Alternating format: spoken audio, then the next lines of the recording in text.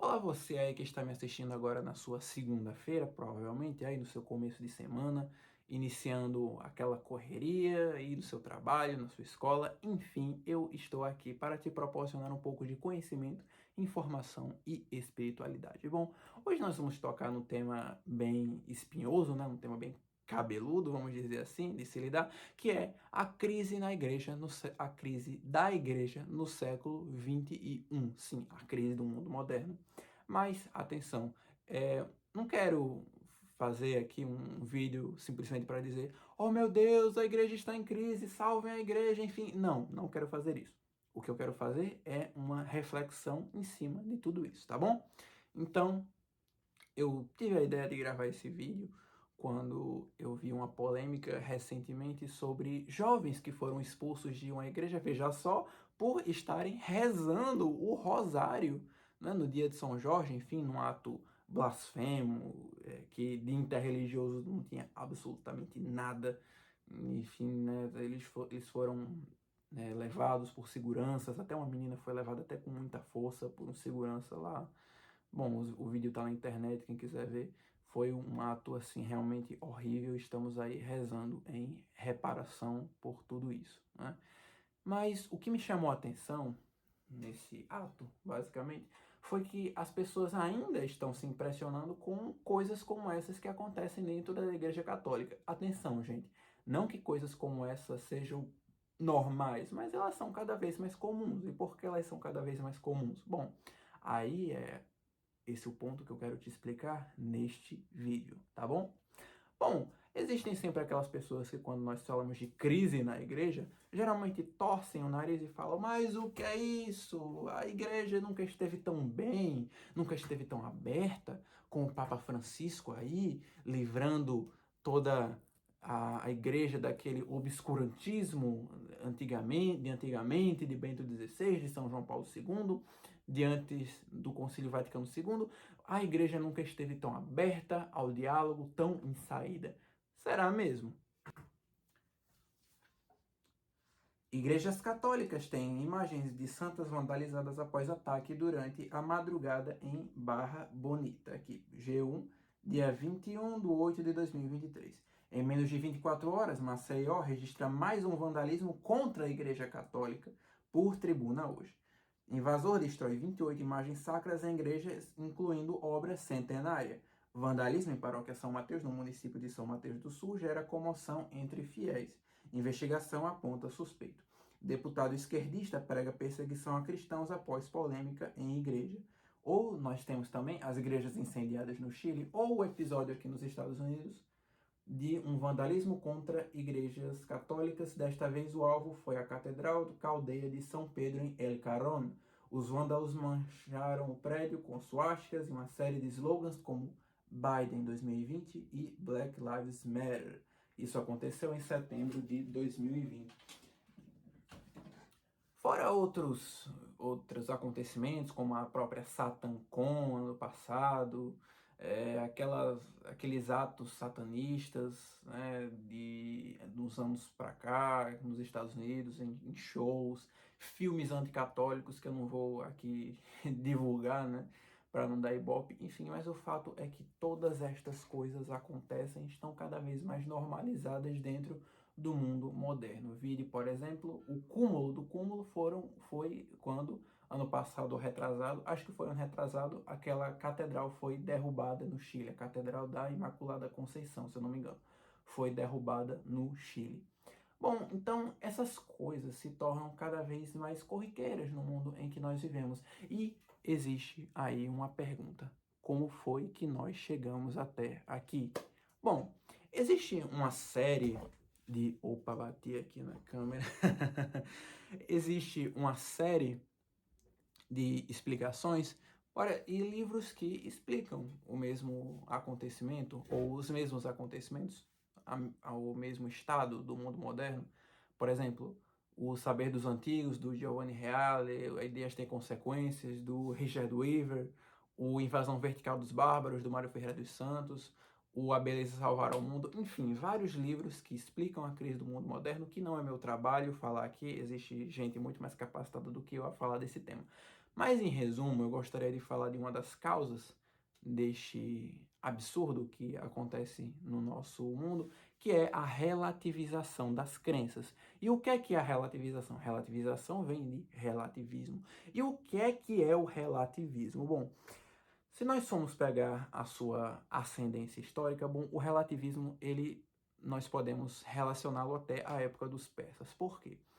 Porque os persas tinham uma forma de domínio sobre os povos que era basicamente a seguinte: eles chegavam até um povo, dominavam esse povo, mas não obrigavam que este povo se rendesse à sua religião, se rendesse à sua divindade. Não, eles davam uma certa liberdade de culto, apenas exigiam ali um tributo pago ao Império Central, que é algo que o Império Romano vai fazer mais adiante. Basicamente, o Império Romano vai adotar essa mesma forma de domínio e vai gerar um panteão imenso cheio de deuses, gerando uma cultura totalmente diversa, né? Vamos dizer assim. Então, na prática, quem inventou o multiculturalismo foram os romanos. E a primeira religião que sai desse escopo, basicamente, que é a religião judaico-cristã. Por quê? Porque a religião judaico-cristã, ela não nasce atrelada a nenhum estado. A maioria das religiões, se não todas do mundo antigo, nasce atrelada à ordem social, nasce atrelada a vamos dizer assim, nasce atrelada a um estado central. A religião judaica não nasce atrelada a um estado central. Os judeus, eles tinham seu preceito ali, sua forma de viver como sociedade, mas inicialmente, como é descrito no livro de Juízes, eles não eram reunidos por um rei, por uma monarquia, por um governo central. Não. E os cristãos, muito menos. Bom, então você tem toda essa forma de domínio através da relativização das crenças, e essa relativização das crenças gera um uso por conveniência política, ou seja, eu esvazio todas as crenças, todas as religiões naquilo que elas se propõem a ser, para que elas sejam aquilo que eu quero que elas sejam. Então você tem um esvaziamento dos símbolos. O que são símbolos? Os símbolos são coisas que representam outras coisas, sim. Existem elementos simbólicos nas religiões mitológicas, basicamente. São elementos que podem ser interpretados de maneira até psicológica, como arquétipos. O que é um arquétipo? O arquétipo é uma imagem que a psique humana cria para basicamente representar a realidade do homem sobre a Terra. Basicamente é isso. Então, você tem esses símbolos, você tem também o símbolo por excelência, que é a religião cristã, que é a interação de Deus na história humana, na pessoa de Jesus Cristo e a sua redenção. Você tem toda essa carga valorativa que as religiões trazem, e o que é que você faz com o relativismo? Você esvazia isso. E aqui eu não falo como um cristão apenas, eu falo como um religioso, enfim. Eu falo isso porque você pega todo esse significado, toda essa carga de significado que todas essas religiões têm, e você nulifica, você diz que todas elas podem significar tudo e ao mesmo tempo não significam nada. Significam segundo a sua conveniência política, o seu projeto de poder. E toda e qualquer religião que saia do seu escopo, que saia do seu crivo, daquilo que é uma religião aceitável, você classifica como fundamentalismo. Basicamente, esse é o modus operandi da ideologia relativista. A ideologia relativista, ela entende a religião como um discurso, e não apenas um discurso, mas todo o discurso como uma forma de adquirir poder. A religião, para o relativista, é uma forma de adquirir poder, tá bom? Então, basicamente, você tem toda essa forma de agir do relativista, e aí vem a frase que o Chesterton diz, que resume tudo isso que eu acabei de dizer, que o grande pecado do relativista é que tudo é importante menos o todo. Tudo é importante menos o todo. Todas as religiões são importantes, todas as formas de pensar são importantes, menos o todo, menos o sentido da vida humana no final. Isso não é importante, não na cabeça do relativista.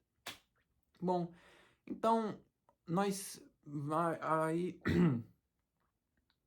bom, então aí nós podemos nos perguntar: qual é a alternativa para isso? Qual é a alternativa que o cristianismo oferece? Bom, em primeiro lugar, o cristianismo, antes de ser a religião do amor, ele é a religião da verdade. Todo amor que não está na verdade é um amor mentiroso e satânico, tá bom? Então, nós precisamos entender isso como cristãos, primeiramente, em valorizar a verdade acima de tudo e querer viver a verdade segundo todas as suas consequências e todo o seu pedido de renúncia. Precisamos entender, primeiramente, que o cerne do cristianismo, antes de querer passá-lo para outras pessoas, antes de querer que outras pessoas abracem essa fé, é de que o cristianismo, a pessoa de Jesus Cristo, ela reconstrói tudo aquilo que estava caído. Ela reconstrói tudo aquilo que está destruído. Então, pessoal, eu não estou aqui para passar uma visão pessimista, passar que, enfim, o mundo moderno está perdido, o mundo está perdido, até porque nós sabemos que esse mundo jaz no maligno. Eu estou aqui para passar uma mensagem de esperança, tá bom? Então, quando Jesus diz coragem, no mundo tereis tribulações, mas coragem, eu venci o mundo, é basicamente isso que ele quer dizer. Ele quer dizer que não importa aquilo que passemos, não importa por aquilo pelo qual sejamos questionados, porque o sofrimento sempre vai existir, mas ele sempre triunfará no final. Por quê? Porque, como diz o evangelho do domingo passado, eu sou a videira e vós sois os ramos. Sim, nós somos os ramos junto da videira de Cristo. E se a nossa raiz é forte, tudo em nós será forte. Nós não podemos negar quem é a nossa raiz, tá bom? Então, eu gostaria de também dizer que a nossa luta, ela precisa sim ser travada, ela precisa ser travada no cenário da sociedade, ela precisa ser travada no cenário da educação, principalmente, porque a educação é o, a carta coringa do relativismo. Toda Todo jovem que entra no ensino médio hoje sai com a cabeça totalmente relativista. Não apenas sai com a cabeça relativista, mas sai com uma visão totalmente deturpada e destruída daquilo que é a Igreja Católica. Nós, católicos, estamos tendo a nossa história roubada de nós. A maioria dos católicos não conhece a sua própria história, não conhece a história da própria igreja, e isso por si só é lamentável, o que torna a cabeça da maioria deles um terreno fértil para qualquer tipo de ideologia, para qualquer tipo de baboseira que o mundão, que a mídia, que o mainstream espalha hoje. Então, nós precisamos conhecer a nossa história, precisamos parar, estudar, entender quem somos, de onde viemos, tá bom? Então, existe toda essa luta realizada na educação, mas também a luta verdadeira, ela precisa ser realizada nos corações. Lembra daquela reflexão, daquela última reflexão sobre a vida de Cristo que eu postei aqui? Lembram? Que a primeira tentação, a tentação do pão, é aquela tentação de monopolizar as necessidades básicas e assim comprar a liberdade e a obediência do povo, porque a liberdade é compreendida como algo que atrapalha a salvação. Então, nós não podemos ter essa mentalidade. Nós não podemos ter essa mentalidade de querer apenas pelos meios sociais, apenas pelos meios políticos, a mudar as coisas, porque o mínimo denominador comum entre todas as áreas é sempre o ser humano, tá bom? Então, não adianta simplesmente você ir para o Twitter, ir para a internet, xingar, ficar indignado com o mundo moderno, ficar indignado com o que a feminista fez, mostrou os peitos, com o que com a blasfêmia que fizeram dentro de tal igreja, com tal filme que lançou, enfim, gente, tudo isso é muito pouco perto do que Deus realmente quer que nós façamos. Deus quer ainda assim que nós convertamos almas, sim, as almas dessas pessoas, as almas de todos esses e essas que blasfemam contra o nome dele, sim, exatamente. Mas também Deus quer que nós entendamos que o trabalho que essas pessoas fazem de ideologização, de doutrinação, de desconstrução do pensamento, de destruição da mente humana, eles o fazem de pessoa a pessoa, sim. Sabe por quê? Eu vou contar aqui um relato. Eu tive uma colega minha no sétimo ano que ela já era muito problemática, né? Ela já era bem problemática com os pais, até o dia que ela se descobriu homossexual. E aí ela foi até os pais, foi até o pai e a mãe, totalmente chorosa, né? Porque ela não sabia o que fazer, ela estava muito confusa naquela época. E aí a primeira reação do pai dela foi: e aí? O que é que eu vou falar para os meus amigos? Na hora que ele disse isso, a menina pirou a cabeça. Ela chegou no outro dia na escola totalmente chorosa, totalmente desesperada, totalmente angustiada, querendo se matar, enfim. E quem a consolou? A professora progressista que ensinava na nossa sala naquela época. Quem a consolou foram os professores, amigos e amigas progressistas que entraram na cabeça dela, pavimentaram todo o imaginário dela, todo o interior dela com ali um suporte, um pseudo suporte emocional para aí incutir os seus próprios valores, para aí colocar a sua própria visão de mundo. E o que é que aconteceu? Essa menina, essa minha colega se tornou a pessoa mais extremista, a esquerdista mais extremista que eu já conheci, uma das mais esquerdistas que eu já conheci pessoalmente, bem assim nos extremos de defender fêmea, de defender, enfim, todas essas coisas aí. E uma vez eu tive a certa oportunidade de conversar com ela, e aí eu perguntei, por que você realmente gosta de ser assim? Aí ela disse, não, não gosto não, mas são as únicas pessoas que me aceitam, porque eu não gostaria de ser assim. Aí eu perguntei por que que ela nunca teve uma experiência com Deus, enfim, por que que ela nunca teve uma experiência com o cristianismo, com religião. E aí ela disse o seguinte, ela disse, toda vez que eu vejo um cristão, eu lembro do meu pai. E aí eu pergunto, que coisa, né? O que é que teria acontecido se aquele pai que disse aquela palavra tão dura naquele momento tivesse dado a devida orientação para ela, tivesse dado sim, sem acobertar o pecado, sem, enfim, passar pano ou qualquer coisa assim, mas dar um direcionamento, acolher, mostrar que mesmo assim ela ainda era humana. O que é que teria acontecido? Será que ela estaria militando no Twitter, no Instagram hoje, ou estaria, não sei, se realmente tivesse conhecido a verdadeira face de Cristo através daquele pai? Onde é que ela estaria? Talvez se ela fosse vocacionada de alguma congregação, de algum carisma. Talvez ela fosse até vocacionada religiosa com a intensidade na qual ela vivia as coisas. Não sei. O fato é que o demônio ele gosta de canalizar a intensidade com a qual os jovens, principalmente, vivem as coisas para lugares errados, para as coisas do demônio, né?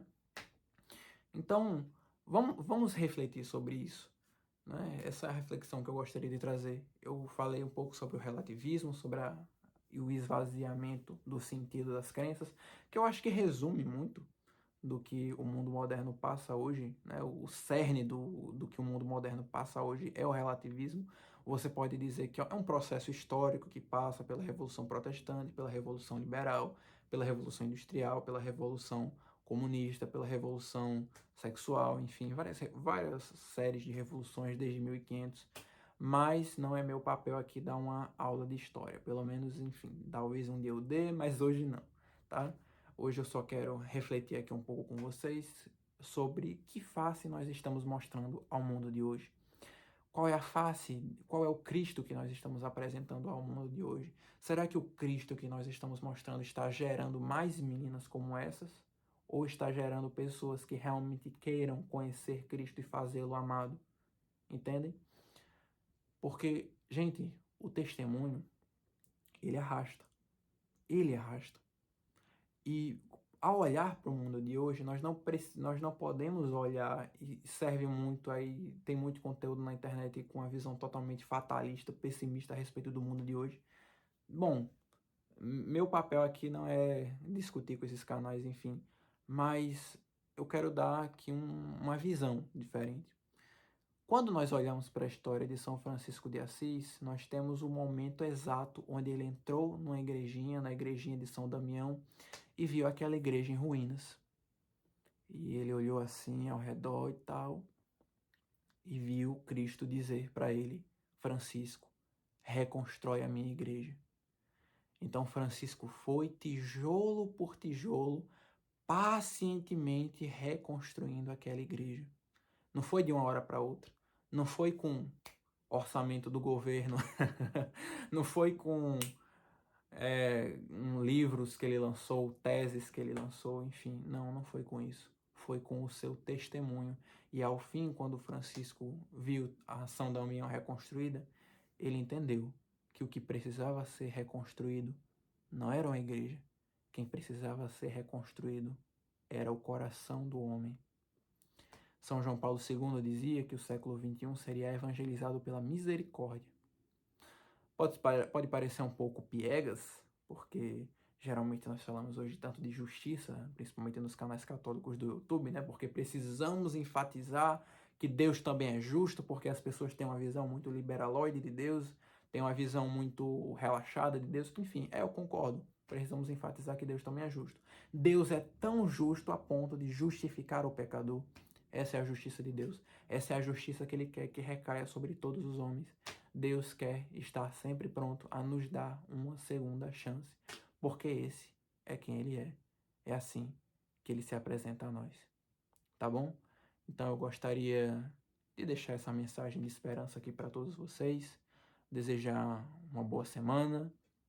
Bom, se inscrevam, deem seu gostei, comentem, deem um feedback, né? Muito importante quando a gente está produzindo conteúdo, ter um feedback. E, bom, deixem o seu gostei, façam com que esse vídeo seja cada vez mais espalhado, né? Compartilhem e é isso. Deus os abençoe.